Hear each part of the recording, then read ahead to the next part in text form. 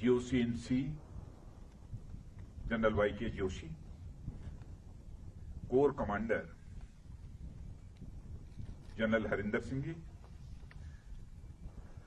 और यहां मौजूद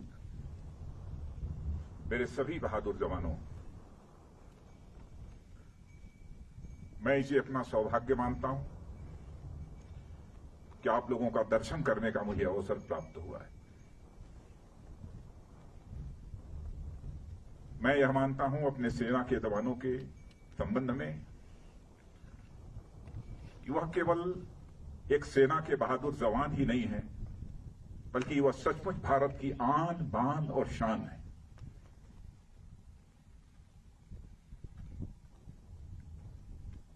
समय समय पर जो भी करिश्माई काम हमारे सेना के जवानों के द्वारा किया गया है, उस पर समस्त देशवासियों को नाज है। आज यदि आपसे मिलकर मुझे बेहद खुशी हो रही है, तो मन में एक पीड़ा भी है, गम भी है। हाल में ही भारत और चीन के जवानों के बीच PP-14 पर जो कुछ भी हुआ,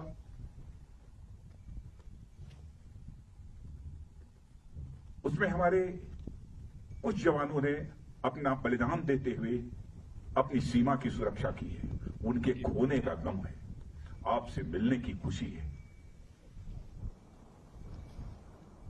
मैं उनकी स्मृति को स्मरण करना चाहता हूं, उनकी स्मृति को नमन करता हूं, उन्हें मैं हृदय से श्रद्धांजलि अर्पित करता हूं। और मैं ये कहना चाहता हूं कि हिंदुस्तान उनकी शहादत को कभी भूलेगा नहीं। हमारे प्रधानमंत्री जी ने भी आकर दो टूक शब्दों ने कहा है कि उनकी वह शहादत, उनका वह बलिदान किसी भी सूरत में व्यर्थ नहीं जाएगा।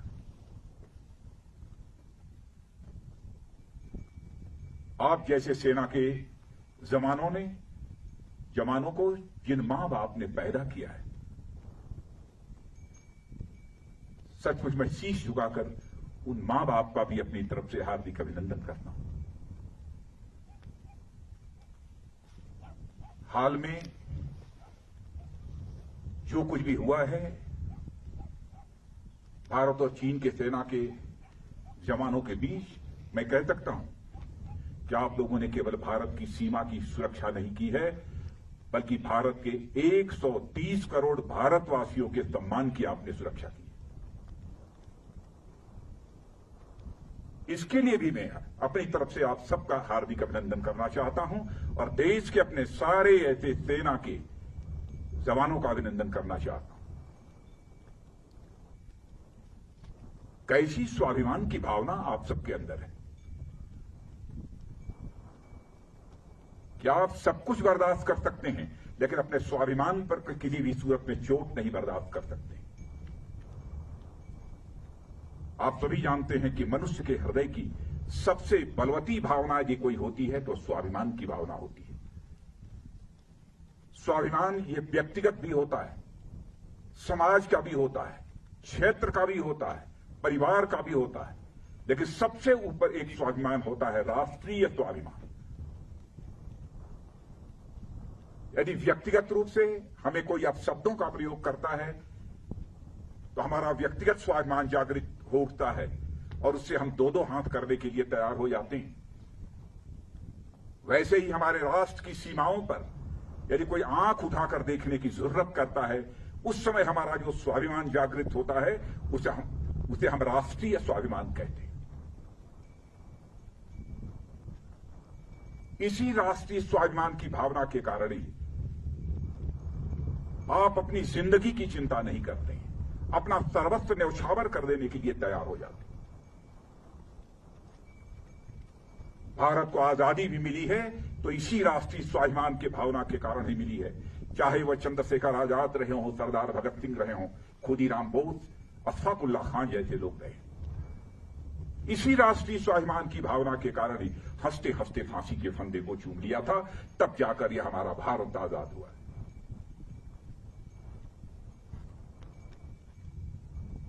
जितना भी आपके बारे में कहा जाए वह कम है।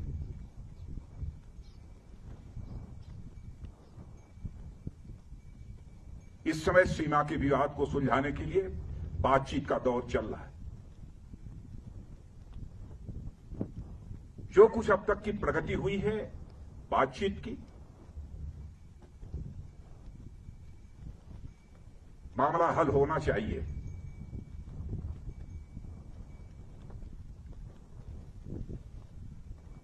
लेकिन कहां तक हल होगा, अभी इस संबंध में मैं पूरे कोई गारंटी नहीं दे सकता हूं।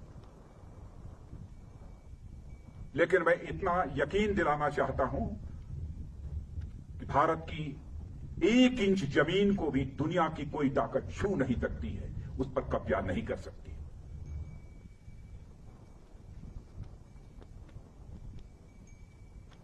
लेकिन बातचीत के द्वारा यदि समाधान निकलता है तो इससे अच्छी बात और कोई दूसरी नहीं हो सकती है। वह सिलसिला चल रहा है, मिलिट्री लेवल पर भी बातचीत चल रही है, डिप्लोमेटिक बातचीत भी चल रही है। भारत का जहां तक सवाल है, भारत दुनिया का इकलौता देश है जिसने सारे विश्व को शांति का संदेश दिया है। भारत दुनिया का इकलौता देश है जिसने कि दुनिया के किसी देश पर न तो कभी आक्रमण किया है और न दुनिया के किसी देश की 1 इंच जमीन पर कभी कब्जा किया है। भारत दुनिया का यह इकलौता देश है जिसने भारत की सीमा में रहने वाले लोगों को ही अपने परिवार का सदस्य नहीं माना है, बल्कि पूरे विश्व की धरा पर रहने वाले लोगों को अपने परिवार का सदस्य मानते हुए वसुधैव कुटुंबकम का संदेश सारे विश्व को किसी एक देश ने दिया है तो हमारे और आपके देश भारत ने दिया है। हम अशांति नहीं चाहते, हम शांति चाहते हैं। हमारा चरित्र रहा है कि हमने दुनिया के किसी भी देश के स्वाभिमान पर चोट पहुंचाने की कभी कोशिश नहीं की। लेकिन यह भी मैं कह देना चाहता हूं 2 टूक शब्दों में, यदि कोई दुनिया की ताकत हमारे स्वाभिमान पर चोट पहुंचाने की कोशिश करेगी तो उसे किसी भी सूरत पे हम बर्दाश्त नहीं करेंगे, उसका हम मुंहतोड़ जवाब देने के लिए भी तैयार रहेंगे।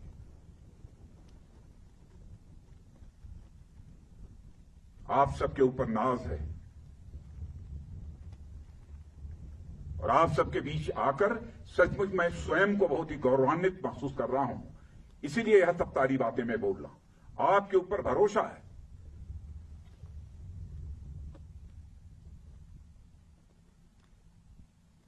और जिन हमारे जवानों ने अपनी शहादत दी है उसका गम केवल परिवार के लोगों को नहीं है, हम लोगों को भी है, 130 करोड़ भारतवासियों को भी।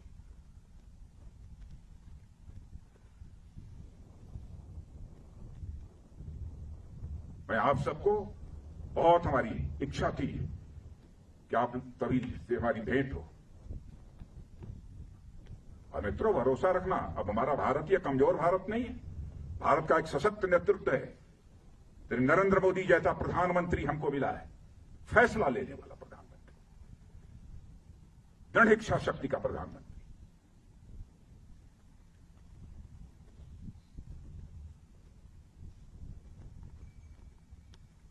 हमारे स्वाभिमान पर कोई चोट नहीं पहुंचा सकता। राष्ट्रीय स्वाभिमान ये हमारी पूंजी है।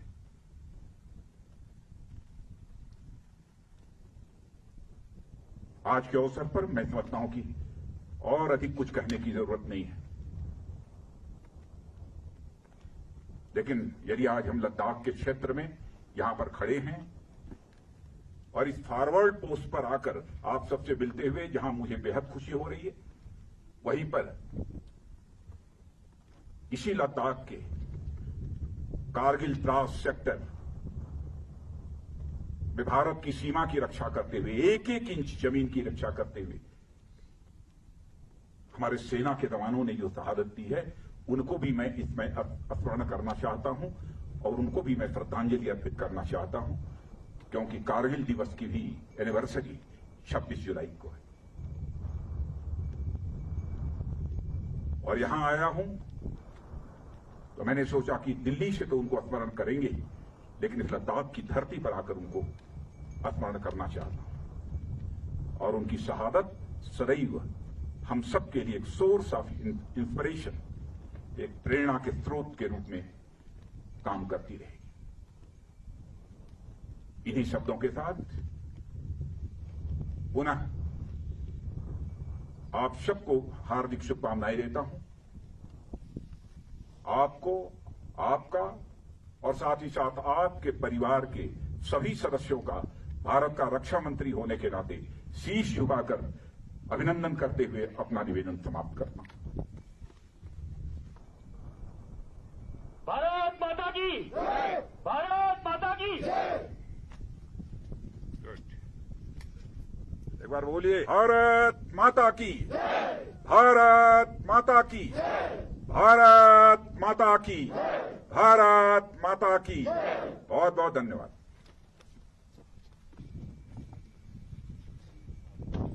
भारत माता की, भारत माता की, भारत माता की, भारत माता की, भारत माता की, भारत माता की, भारत माता की, भारत माता की, भारत। आ जाओ।